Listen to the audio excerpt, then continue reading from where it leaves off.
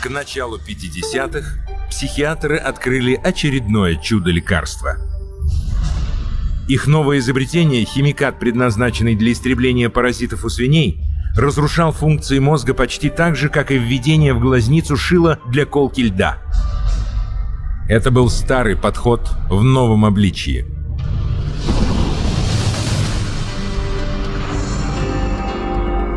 With the advent of these new tranquilizing drugs, it seems not too much to say that we're on the verge of an entirely new era in the treatment of mental illness.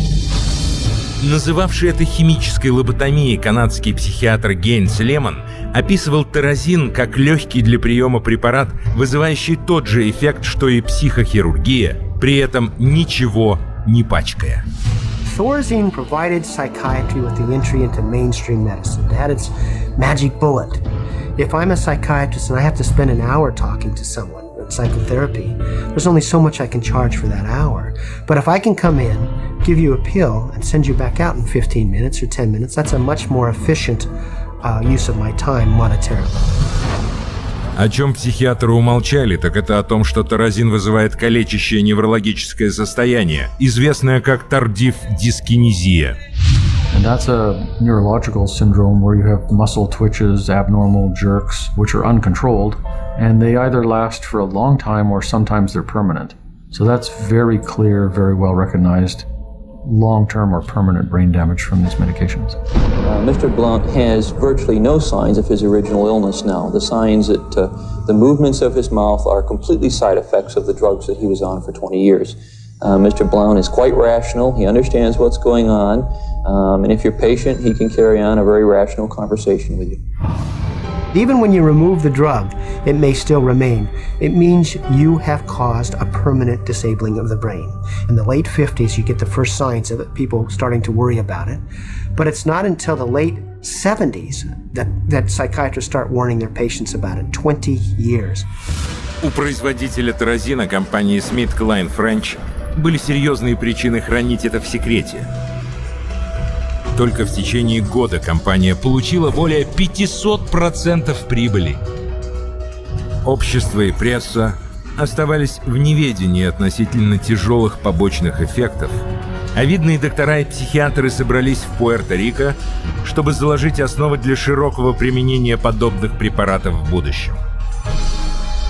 Психиатр Натан Клайн отметил в итоговом отчете конференции: present breadth of drug use may be almost trivial when we compare it to the possible number of chemical substances that will be available for the control of selective aspects of man's life in the year 2000.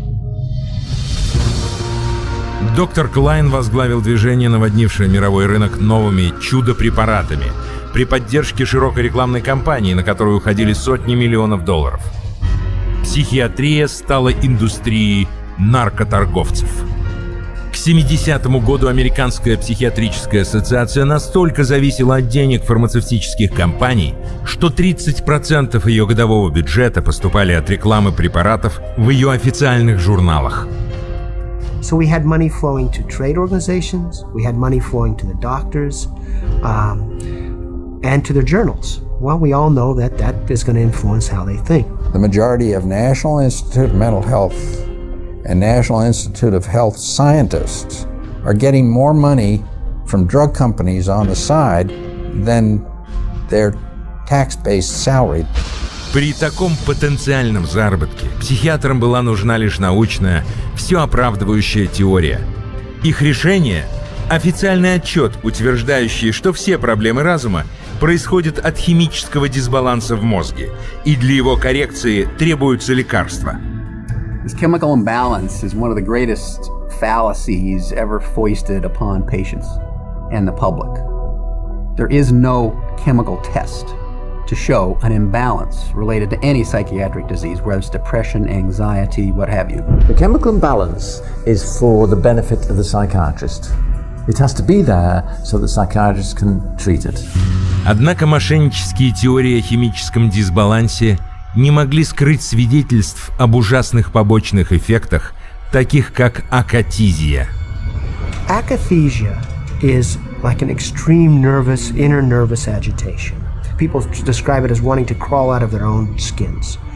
And this happens with great frequency, and it is absolutely, totally well understood to be associated with suicide and violence and homicide.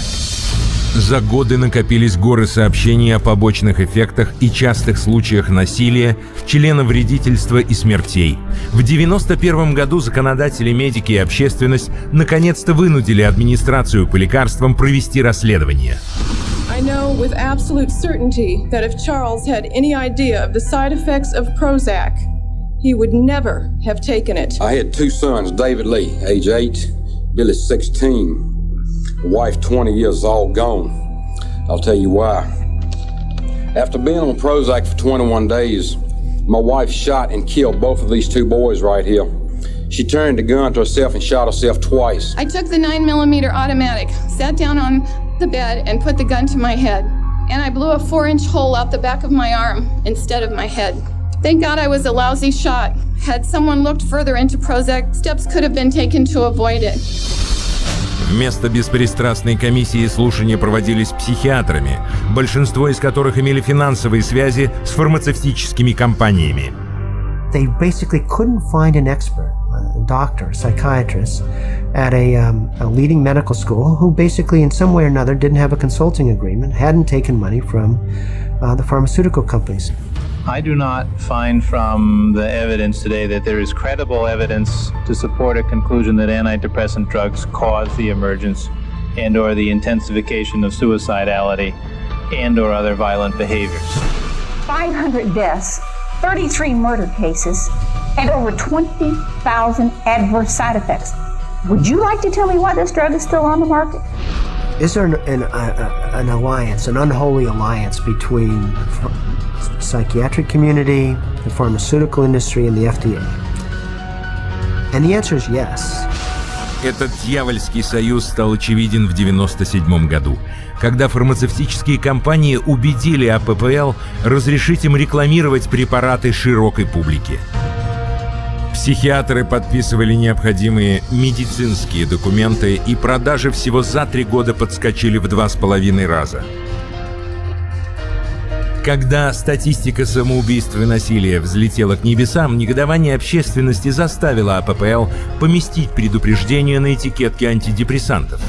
Но к тому времени прошло уже 13 лет, были получены миллиардные прибыли, а психиатры рекламировали новые чудо-лекарства.